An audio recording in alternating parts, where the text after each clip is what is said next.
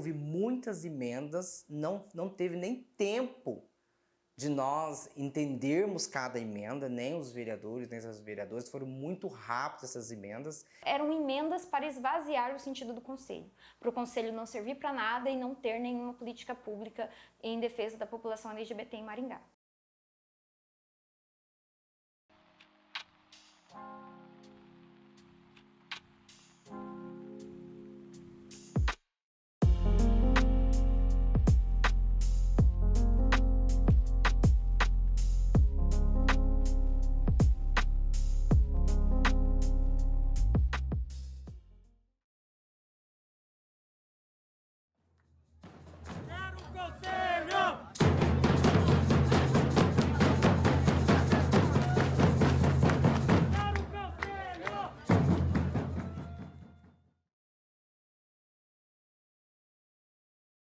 Olhando para tudo isso e verificando que foram apresentados 20 emendas ao projeto, eu peço o adiamento por 4 sessões.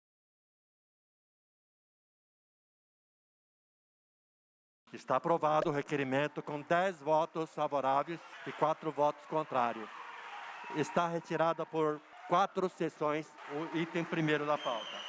Emenda pela remoção do caráter deliberativo e fiscalizador. Se nós estamos ali para construir políticas públicas voltadas a um segmento social, eu acho de extrema necessidade que ele seja deliberativo e fiscalizador. Porque um conselho que não pode fiscalizar, não tem sentido. O conselho é justamente para isso. Para quê, então? Então a gente pode se reunir ali na sala da minha casa, né? Porque falar de poder institucional sem ter o caráter deliberativo, sem ter o caráter fiscalizador. Cada conselho tem a sua natureza específica. E a fiscalização se dá exatamente dos atos que o Poder Executivo esteja caminhando com ele, ou se está de acordo com o andamento do que foi proposto pelo conselho específico. Então, se é uma ação de natureza de meio ambiente, está alinhado com a recomendação do Conselho de Meio Ambiente? Ok. A questão da fiscalização não é justamente o que colocaram nas fake news, né? Que nós iríamos adentrar espaços, iríamos tentar dar voz de prisão, que isso, que aquilo, entendeu? Esse caráter é em relação ao poder público, fiscalizar para saber se as políticas públicas estão sendo debatidas e implementadas. Não é fiscalizar religião e vida alheia. E o deliberativo é deliberativo sobre os nossos assuntos. O que eles têm a ver com isso? A gente vai deliberar sobre os nossos projetos. Normalmente, os conselhos criados no município de Maringá, eles possuem natureza deliberativa, que é a função de aconselhamento do prefeito nos atos que precisam ser executados. A plenária do conselho tem poder de orientar o prefeito. Vou citar um exemplo, o Conselho de Meio Ambiente. Quando o assunto é uma temática que envolve o meio ambiente, a plenária do conselho orienta de forma deliberativa o Poder Executivo para a condução dos atos que o Executivo pretende trabalhar com o meio ambiente. Então o conselho tem essa função deliberativa porque ele acaba tomando importantes decisões que fundamentam a execução das secretarias vinculadas ao Poder Executivo. A possibilidade de propor algo, de deliberar algo, não faz com que exista uma milícia legislativa, se assim a gente pode fazer uma referência. É um poder paralelo do legislativo, né, que tem essa possibilidade de... Não existe isso. Emenda pela remoção da competência de participar da elaboração do orçamento. O Conselho, ele tem essa questão de auxiliar na composição, por exemplo, vai ser trabalhada uma determinada política que precisa de um determinado orçamento. O Conselho pode sim fomentar junto ao Poder Executivo que seja direcionado esse orçamento, mas cabe exclusivamente ao Executivo atender essa recomendação ou não. Às vezes o Executivo vai virar e falar, olha, Conselho, ok, mas eu não tenho como prover esse recurso para vocês, tá? E quando eu falo vocês, é para a execução daquela determinada política. Essas questões orçamentárias, elas são discutidas entre as secretarias, os conselhos eles podem participar, a população pode participar. Isso não significa que o conselho teria qualquer ingerência sobre o orçamento. São questões absolutamente distintas. Mais uma vez, mais uma emenda que foi realmente feita para a desarticulação. Emenda pela inclusão de vagas para a OAB e a Ordem dos Pastores Evangélicos de Maringá. Com relação às vagas a serem escolhidas pela OAB, na verdade a gente já havia deixado as vagas para instituições no geral. Então a OAB poderia participar pleiteando por essas vagas. Agora, para a participação da OPEM, a gente muito estranhou, né? Se a gente está falando de Conselho dos Idosos, por exemplo, a gente vai tratar com organizações que tratam dos interesses dos idosos. Quando a gente trata, então, do Conselho da População LGBTI+, então a gente vai tratar com organizações que defendem a promoção dos direitos da população LGBTI+. A OPEM tem se manifestado contra a criação desse conselho hoje da maneira como está. Não tem a ver com preconceito, sim, tem a ver com a maneira que está sendo colocada, né? Para mim foi risível, até porque eles foram os nossos grandes oponentes nessa situação, além de outros, né? Especialmente seguidores do presidente Bolsonaro, mas eles foram os nossos grandes oponentes. A gente sabia que eles não queriam nem a existência daquilo, que eles viam aquilo como ferir os direitos deles. Na minha opinião, eles gostariam de estar ali mais para estarem infiltrados mesmo, né? Para estarem controlando as nossas ações e não para dar uma construção melhor para o que a gente estaria debatendo lá, mas sim para estar ali nos vigiando do que a gente poderia ou não fazer. Esse conselho, ele impede que pessoas que pensem diferente, pessoas do contraditório, ou seja, aqueles que não simpatizam ou não pactuam das mesmas ideias que este conselho, essas pessoas não poderão participar. E isso será um problema muito grande. Emenda pela remoção do requerimento dos representantes da sociedade civil atuarem na área de direitos LGBTI+. Essa demanda, ela vem de um histórico aí dos últimos anos de tentar esvaziar criações, instituições voltadas para a população LGBTI+, tirando os termos diversidade sexual, gênero, orientação sexual. Então eles tentam tirar todos esses termos das leis porque eles são aversos a esses termos. Vamos colocar aí na área da saúde. A maioria das cadeiras tem que ser pessoas específicas da área da saúde, porque a discussão vai ser para esse público-alvo. Nós entendemos que a proposta é um projeto de Conselho Municipal dos Direitos da População LGBTI+. Então não faz sentido nós criarmos uma proposta de projeto LGBTI+, se não for ocupada as cadeiras por LGBTI+. O Conselho não deveria atuar na educação. Será que a criação desse Conselho, da maneira como está o projeto de lei, não pode afetar a educação de alguns assuntos sensíveis na rede pública e rede privada de educação de Maringá? As escolas vão ter que se comportar de acordo com o que o Conselho prevê? Por que não pode? A gente não pode ensinar as crianças a respeitar o coleguinha? Respeitar as diferenças? Entender as diferenças? Porque a pessoa que é gay, lésbica, trans, como que ela vai para a escola e vai sofrer toda uma violência? Entende? Qual que é o direito dessa criança? Ou o direito da família? Às vezes a criança tem pais que são lésbicas ou gays ou trans. Como é que a sociedade espera que essa criança fique se ela não puder estudar ou não puder estudar com uma certa qualidade, com paz, segurança? Com segurança. Não tem por que nós não trabalharmos na área da educação, até porque hoje no município de Maringá existe uma lei específica, que é a Escola Sem Homofobia. Então não faz sentido o conselho, juntamente com a gestão, não trabalhar na área da educação se nós temos uma lei que fala Escola Sem Homofobia. Nós precisamos trabalhar nesse setor, né? Nós precisamos capacitar essa área também para que possa preparar bem o ambiente, o espaço escolar para as crianças, começar pela base. A gente sabe que a população, essa população, tem uma evasão escolar muito grande, principalmente as pessoas travestis e transexuais. Então a gente teria que verificar por que isso acontece, a gente sabe por que acontece, mas teria que fazer um trabalho de campo mais estruturado, dar subsídios para a secretaria poder atuar e evitar essa evasão. Então a ideia é essa, a gente não existe aí uma questão de ideologia de gênero com as crianças, com a educação.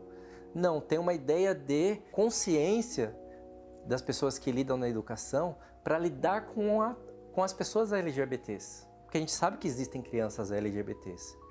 E nós que somos LGBTs adultos, sabe como que a gente passou por essa situação na idade escolar. Então a gente não quer que essas crianças que estão aí e estão por vir passem pelo mesmo que a gente passou. O conselho seria antidemocrático, pois apenas participariam entidades atuantes na promoção de direitos LGBTI+. O conselho é absolutamente democrático. Primeiro, porque as pessoas elas são eleitas para compor. Segundo, que se essas pessoas que querem participar de algum conselho, elas podem perfeitamente propor a criação para o executivo para que encaminhe ao legislativo. Como eu disse aqui, não existe carteirinha LGBT, né? Então eu não teria que fazer a apresentação do documento e tal. É claro que é importante, como eu expliquei, ter a presença de pessoas que são declaradamente LGBT para a gente contar com essa experiência, com essa vivência dessas pessoas, né?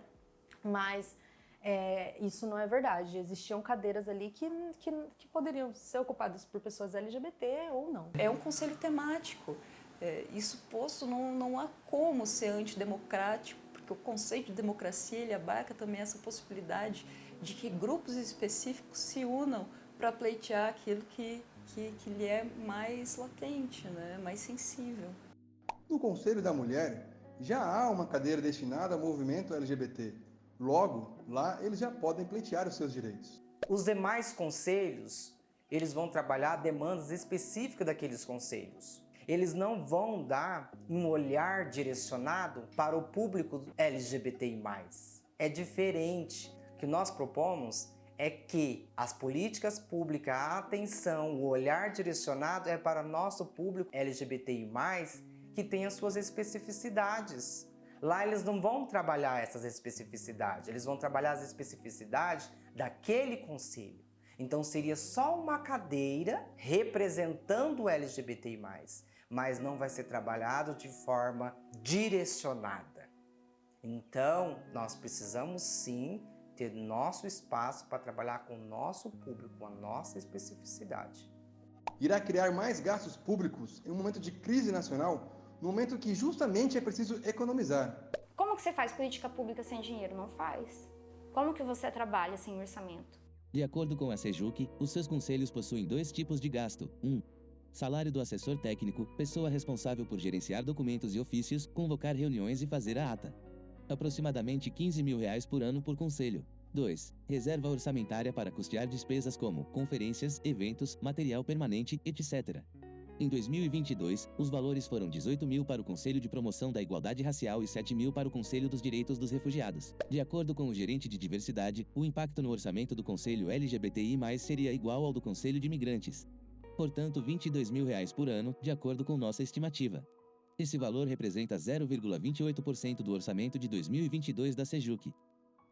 O projeto indica aqui já no seu artigo 1º que o Conselho vai defender a ideia de ideologia ou identidade de gênero. Dentro desse Conselho, eles falam dessa ideologia de gênero, eles pedem até, que parece que é a construção do 3º banheiro, né, que é o ela, ele e o elo, será que é o outro? Quem que é? Eu não sei, gente.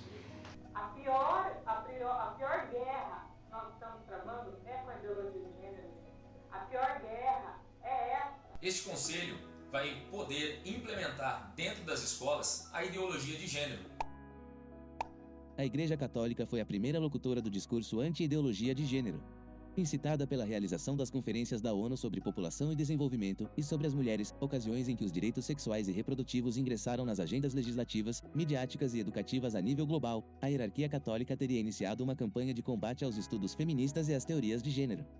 Na América do Sul, o verdadeiro ponto de inflexão e de escalada de um discurso anti-ideologia de gênero parece ter ocorrido após o reconhecimento legal das uniões homoafetivas na Argentina, em 2010, e no Brasil, em 2011. A ideologia de gênero, eu até estou estudando um pouco sobre isso nos últimos tempos, e a ideologia de gênero foi uma ideia que foi criada como reação à legalização do casamento gay no Brasil, que foi uma determinação pelo STF, né, o Registro de Casamento Civil por Pessoas Homoafetivas. Como resposta, começou a surgir inúmeras contra-ondas, né? É um movimento social, assim. Construíram esse debate da ideologia de gênero que se você procurar na academia, se você procurar nas universidades, você vai ver que não existe ideologia de gênero. Isso é algo inventado, assim. Se a gente for pensar o que é uma ideologia de gênero, que seria algo imposto, que seria algo que a gente tem que ser, a gente vai cair, na verdade, na cis heteronormatividade. O que as pessoas querem que a gente seja ou esperam que a gente seja? As pessoas esperam que a gente seja cis e que a gente seja hétero. Entende? Quando a gente vai nos filmes da Disney, quando a gente vê as nossas referências nos comerciais, quando a gente vai para a igreja, para a escola, o que a gente é ensinado? Que o normal é ser hétero e é ser cis. Ao contrário do que os defensores do discurso anti-ideologia de gênero buscam afirmar, as considerações ofertadas pelos estudos de gênero não são autoritárias. O que elas visam é promover uma realidade na qual os sujeitos não tenham seu destino social pré-definido unicamente pelo sexo biológico. Então essas pessoas não querem que a gente invista na educação porque elas querem a manutenção desse status quo. São pessoas LGBTfóbicas. Por que ela não quer que se fale sobre LGBT na escola? Ai, porque é ideologia de gênero. Não existe isso. A ideologia de gênero é essa que eles estão impondo. E eles é que fazem ideologia de gênero, onde a pessoa não pode nem ser LGBT em paz. Você tem que ser dentro do padrão, você tem que ser a pessoa dentro do padrão hétero cis-normativo. Se você não for hétero cis-normativo, então você não pode existir, ou não pode existir com segurança. Pela ordem, senhor presidente. Pois não. Biazon. Pois não. Senhor presidente, já que a votação vai ser antecipada, eu gostaria de pedir a retirada das 20 emendas que eu fiz junto com alguns colegas aqui. Qual sua opinião sobre o arquivamento das emendas? Então, a perda inicial foi que a proposta de lei do Conselho não seguiu, né? Foi reprovada ali logo de cara e não teve um debate sobre isso. Eu sinto imensamente que no parlamento, naquele momento, a maioria que votou contra o Conselho também votou votou em favor da retirada das emendas, porque as emendas foram uma manobra para fazer a postergação do prazo, né? Porque, se apresentaram 22 emendas e nós não tivemos tempo para discutir, Eles colocaram essas emendas, 20 e poucas emendas, que é um absurdo para um projeto de lei. Você não vê um projeto de lei com tantas emendas assim, ainda mais um projeto simples. E depois retiram todos, sem a discussão de cada um. Ou seja, onde que está o processo democrático em cima disso? Tudo bem que tem a especificidade de ser LGBT, mas não faria sentido que eles tivessem aprovado algumas semanas antes um conselho de texto quase igual e logo depois, achamos um monte de problemas nesse texto. Não foram propostas para que fossem debatidas e votadas. Caso tivessem sido, nós teríamos debatido e de fato elas teriam sido votadas. Elas foram arquivadas, na realidade, porque foram propostas para desarticular esse movimento e esvaziar essa votação. Foi uma estratégia em protelar a votação para poder dar tempo da população tomar conhecimento e fazer pressão nos vereadores. Tem muita gente que diz que a culpa foi dos movimentos sociais porque fizeram as manifestações. A culpa é do preconceito, a culpa é da intolerância. Não tem como você querer culpar um movimento por se manifestar. Então nós devemos o quê? Ficar escondidos e reclusos e apresentar nossos companheiros e companheiras, esposas e esposos como amigos e voltar para um tempo em que não era reconhecida a cidadania, a filiação, a parentalidade, a conjugalidade, a identidade das pessoas LGBT. Convidamos 7 vereadores que votaram contrariamente ao projeto para serem entrevistados. 3 recusaram o nosso pedido e 4 não responderam em tempo hábil. O ódio não venceu, de fato. O bem venceu nessa cidade. O bem da família cristã. Sabe quando o LGBT vai ter espaço? Quando for trabalhar, estudar e ter uma vida digna, que não precisa de conselho nenhum. Mas é o caminho que a gente decidiu trilhar, de luta. É o caminho de luta, é o caminho de consciência. Nós queremos ocupar todos os espaços. Nós vamos ocupar todos os espaços.